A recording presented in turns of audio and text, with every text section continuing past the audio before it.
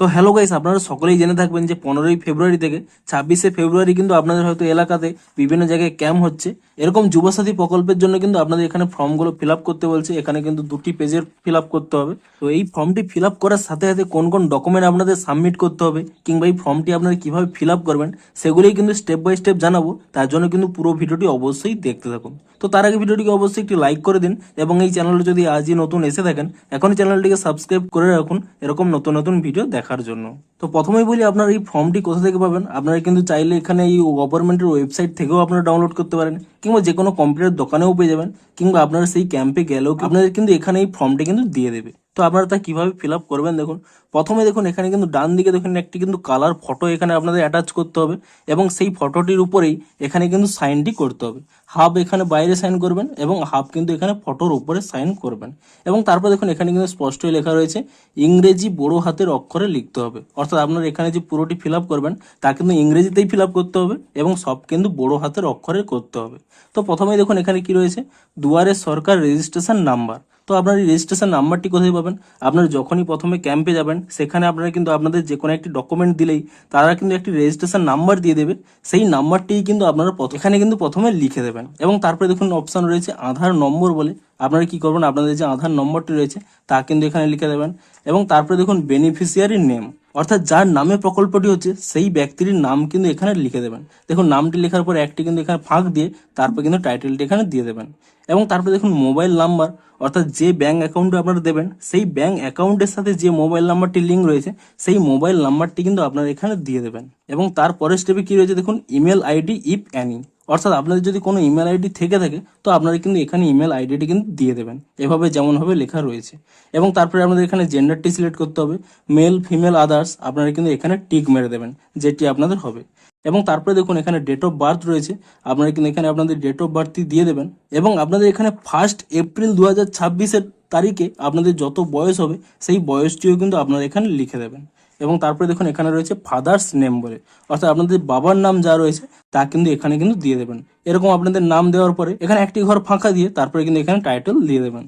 এবং তারপরে দেখুন এখানে মাদার্স নেম রয়েছে, আপনারা তারপরে এখানে মায়ের নাম একইভাবে কিন্তু এখানে লিখে দেবেন।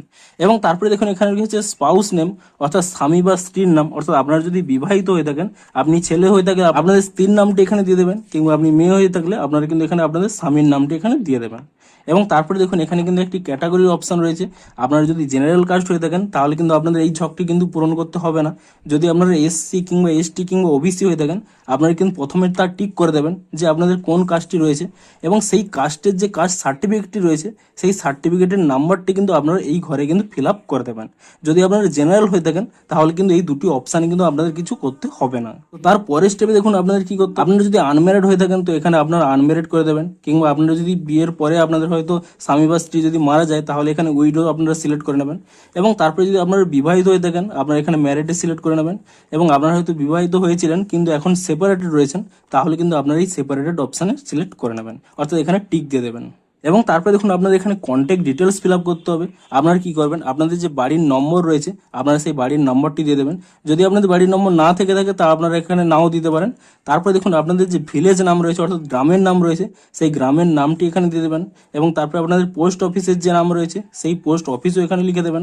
এবং তারপরে দেখুন গ্রাম পঞ্চায়েত বা ওয়ার্ড নাম্বার রয়েছে, আপনারা যদি কোনো গ্রাম পঞ্চায়েতের আন্ডার হয়ে থাকেন তো এখানে গ্রাম পঞ্চায়েতের নাম দিয়ে দেবেন কিংবা যদি আপনাদের কোনো ওয়ার্ড নাম্বার থেকে থাকে তো এখানে কিন্তু ওয়ার্ড নাম্বারটি দিয়ে দেবেন। এবং তারপরে আপনাদের কিন্তু আপনাদের ব্লকটি দিয়ে দেবেন কিংবা আপনারা যদি কোনো পৌরসভার আন্ডারে থেকে থাকেন তো সেইখানে পৌরসভার নামটি দিয়ে দেবেন। এবং তারপরে এখানে আপনাদের পুলিশ স্টেশনের নামটি দিয়ে দেবেন, তারপরে ডিস্ট্রিক্ট দিয়ে দেবেন এবং তারপরে পিনকোডটি দিয়ে দেবেন। এবং রাজ্য কিন্তু আপনাদের কোনো এখানে লিখতে হবে না কারণ অটোমেটিক্যালি এখানে ওয়েস্ট বেঙ্গল রয়েছে। তো তার পরবর্তী পেজে আপনাদের কি কি করতে হবে দেখুন, পরবর্তী পেজে কিন্তু আরো অনেকগুলো অপশন রয়েছে। এখানে দেখুন আপনাদের যে মাধ্যমিক দিয়েছেন সেই মাধ্যমিকের যে রোল নম্বর রয়েছে প্রথমে এখানে রোল আপনারা টাইপ করে দেবেন এবং তারপরে দেখুন এখানে নাম্বার রয়েছে আপনারা কিন্তু নাম্বারটি এখানে দিয়ে দেবেন এবং কোন সালে আপনারা পাস করেছেন সেই সালটি কিন্তু এখানে দিয়ে দেবেন এবং কোন বোর্ডে আপনারা পাস করেছেন সেই বোর্ডটি কিন্তু আপনারা এখানে সিলেক্ট করে নেবেন। এবং তারপরে দেখুন একটি স্থান রয়েছে এখানে শিক্ষাগত যোগ্যতা সর্বোচ্চ, অর্থাৎ আপনি হাইয়েস্ট কত দূর আপনারা পড়েছেন তা কিন্তু এখানে দিয়ে দেবেন, যে মাধ্যমিক বা এমএসসি বিএড আপনারা যতদূর সর্বোচ্চ পড়েছেন তা এখানে দিয়ে দেবেন। এবং তারপরে দেখুন প্রেজেন্ট অকুপেশন, অর্থাৎ বর্তমান পেশা আপনাদের কি রয়েছে, আপনারা যদি এখনো হয়তো স্টাডি করছেন তাহলে এখানে স্টুডেন্ট দিয়ে দেবেন, কিংবা হয়তো আপনাদের কোনো পড়াশোনা শেষ হয়ে গেছে আপনারা এখন কোনো কিছু করছেন না, তাহলে কিন্তু এখানে আনএমপ্লয়েড এটি কিন্তু লিখে দেবেন। এবং তারপরে দেখুন রয়েছে কিন্তু ব্যাংক অ্যাকাউন্ট ডিটেলস, এখানে কিন্তু স্পষ্টই লেখা রয়েছে আধার লিঙ্কড, অর্থাৎ আপনাদের কিন্তু আধার লিঙ্ক রয়েছে এমন ব্যাংক অ্যাকাউন্ট ডিটেলস কিন্তু আপনারা এখানে দিয়ে দেবেন।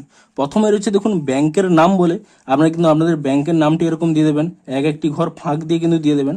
এবং তারপরে দেখুন ব্যাংক ব্রাঞ্চ নেম, অর্থাৎ আপনাদের ব্যাংকের যে শাখাটি রয়েছে সেই শাখার নামটি কিন্তু এখানে দিয়ে দেবেন। এবং তারপরে এখানে ব্যাংক অ্যাকাউন্ট নাম্বারটিও কিন্তু এখানে আপনারা কিন্তু লিখে দেবেন। এবং তারপরে দেখুন এখানে রয়েছে আইএফসি কোড, অর্থাৎ আপনাদের ব্যাংকের যে আইএফসি কোড রয়েছে তা কিন্তু এখানে লিখে দেবেন। এবং এখানে এই সমস্ত ব্যাংকের ডিটেলস আপনারা কিন্তু ব্যাংকের পাসবইতে কিন্তু পেয়ে যাবেন, তা দেখে নিয়ে কিন্তু আপনারা এখানে লিখে দেবেন। এবং তারপরে দেখুন এখানে কিন্তু স্পষ্ট লেখা রয়েছে যে আপনারা অন্য কোনো সহযোগিতা পান কিনা। দেখুন আপনারা যদি কোনো স্কলারশিপ পেয়ে থাকেন তাহলে এখানে কিন্তু কোনো কিছু আপনাদের ফিল আপ করতে হবে না, কিন্তু আপনারা যদি অন্য কোনো ভাতা কিংবা অন্য কিছু পেয়ে থাকেন সেক্ষেত্রে কিন্তু আপনাদের এখানে ইয়েসে কিন্তু ক্লিক করতে হবে। আপনারা কি করবেন, দেখুন আপনারা যদি অন্য কিছু ভাতা কিংবা সুবিধা না পেয়ে থাকেন তো আপনারা কিন্তু এখানে না অপশান কিন্তু এখানে সিলেক্ট করে নেবেন, কিংবা আপনারা যদি হয়তো কৃষক বন্ধু কিংবা এখানে লক্ষ্মী ভান্ডার পেয়ে থাকেন তো সেক্ষেত্রে কিন্তু আপনারা এখানে ইয়েস এই অপশানটি কিন্তু এখানে সিলেক্ট করে নিয়ে আপনারা কিন্তু তা এখানে নিচে লিখে দেবেন। দেখুন অনেকে হয়তো ভাবছেন যে কৃষক বন্ধু পাচ্ছেন তবুও আপনারা এই ফর্মটিকে ফিল আপ করবেন, সেক্ষেত্রে বলে দিই এখানে কিন্তু কৃষক বন্ধুদের জন্য কিন্তু এটি অ্যাপ্লাই করে অলরেডি না বলে দেওয়া হয়েছে, কিন্তু তবুও যদি আপনারা এখানে ফিল আপ করে থাকেন তাহলে কিন্তু অবশ্যই এখানে কিন্তু ইয়েস এটিকে সিলেক্ট করে নিয়ে আপনারা কিন্তু অবশ্যই এখানে লিখে দেবেন কৃষক বন্ধু বলে। এবং তারপরে দেখুন আপনাদের কোন কোন ডকুমেন্ট আপনাদের এখানে সাবমিট করতে হবে এখানে স্পষ্টই লেখা রয়েছে। প্রথমে দেখুন রয়েছে মাধ্যমিক অ্যাডমিট কার্ড, তো আপনারা কি করবেন এখানে কিন্তু একটি টিক চিহ্ন করে দেবেন। এবং তারপরে এখানে রয়েছে দেখুন মাধ্যমিক মার্কশিট, এটিও কিন্তু আপনারা এখানে ঠিক চিহ্ন করে দেবেন। এবং তারপরে এখানে কপি অফ আধার কার্ড, অর্থাৎ আধার কার্ডের একটি জেরক্স আপনারা কিন্তু এখানেও ঠিক চিহ্ন করে দেবেন। এবং তারপরে কপি অফ ভোটার কার্ড, অর্থাৎ ভোটার কার্ডের একটি কপি অর্থাৎ জেরক্স আপনারা কিন্তু এখানেও ঠিক চিহ্ন করে দেবেন। এবং তারপরে দেখুন ফার্স্ট পেজ অফ পাসবুক, অর্থাৎ আপনাদের যে ব্যাংকের পাসবুক রয়েছে তার প্রথম পেজটি কিন্তু একটি জেরক্স করে নেবেন, এবং সেটিও কিন্তু দেখুন এখানে কিন্তু ঠিক চিহ্ন করে নেবেন। তো এই প্রথম 5টি অপশান কিন্তু সকলের জন্য একই, এবং 6 নম্বর অপশানটি কিন্তু কাস্ট অনুযায়ী হবে। আপনাদের যদি জেনারেল কাস্ট হয়ে থাকে তাহলে কিন্তু এখানে কোনো ঠিক চিহ্ন দেওয়ার দরকার নেই। যদি আপনাদের কোনো SC ST OBC সার্টিফিকেট থেকে থাকে তাহলে কিন্তু আপনারা এটিকে ঠিক চিহ্ন করবেন, এবং অবশ্যই কিন্তু সেই সার্টিফিকেটের জেরক্সও কিন্তু আপনাদের ওখানে জমা করতে হবে। তো এই 6টি জিনিস কিন্তু আপনাদের ওখানে জমা করতে হবে এই ফর্মটির সাথে। এবং তারপরে কি করবেন, দেখুন আপনার এখানে একটি সিগনেচারের অপশন রয়েছে, আপনি কিন্তু আপনাদের এখানে সিগনেচারটি দিয়ে দেবেন। এবং তারপরে যে ডেটে এটি করছেন সেই ডেটটিও কিন্তু এখানে দিয়ে দেবেন। এবং তারপরে দেখুন এখানে একটি অ্যাকনোলেজমেন্ট রয়েছে, তো আপনারা কি করবেন এখানে দেখুন দুয়ারে সরকার রেজিস্ট্রেশন নাম্বারটি রয়েছে, আপনারা ঠিক প্রথমেই এখানে যে ফিল আপ করেছিলেন এখানে প্রথমেই ছিল দুয়ারে সরকার রেজিস্ট্রেশন নাম্বার, সেই রেজিস্ট্রেশন নাম্বারটি আপনারা কিন্তু এখানে কিন্তু আরেকবার এখানে টাইপ করে দেবেন, অর্থাৎ এখানে লিখে দেবেন। এবং তারপরে দেখুন তারপরে কিন্তু আপনাদের নিজেদের নাম লিখবেন। এবং তারপর এখানে সন কিংবা ডটার কিংবা ওয়াইফ আপনারা যেটি আপনারা ফিল আপ করতে চাইছেন তা কিন্তু এখানে সিলেক্ট করে নেবেন। এবং তারপরে দেখুন আপনাদের যদি আপনারা সন হয়ে থাকেন তো আপনাদের বাবা কিংবা মার নাম দিয়ে দেবেন, আপনারা যদি কারোর ডটার হয়ে থাকেন সেক্ষেত্রেও বাবা মা মার নাম, এবং ওয়াইফ অফ হলে আপনাদের কিন্তু এখানে স্বামীর নামটি দিয়ে দেবেন। এবং তারপরে দেখুন অ্যাপ্লিকেশন অন, আপনি যে তারিখে এটি করছেন সেই তারিখটি এখানে লিখে দেবেন। এবং তারপরে মাই মোবাইল নাম্বার, এখানে আপনাদের মোবাইল নাম্বারটি দিয়ে দেবেন।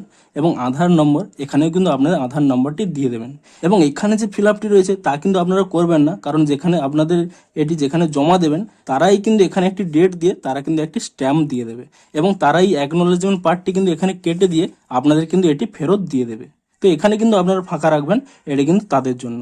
তো এগুলো ফিল আপ করে দেওয়ার পরে এবং তারপরে দেখুন এখানে যে ডকুমেন্টগুলো বলেছে সেগুলো নিয়ে আপনারা কিন্তু এর সাথে অ্যাটাচ করে দিয়ে, অর্থাৎ এখানে স্ট্যাপলার মেরে দিতে পারেন, দিয়ে কিন্তু আপনারা সেটিকে জমা করে দিন। তো ভিডিওটি যদি একটু হেল্পফুল বলে মনে হয় অবশ্যই একটি লাইক করে দিন। দেখা হচ্ছে আরো কোনো ইন্টারেস্টিং ভিডিওর সাথে। Thanks for watching.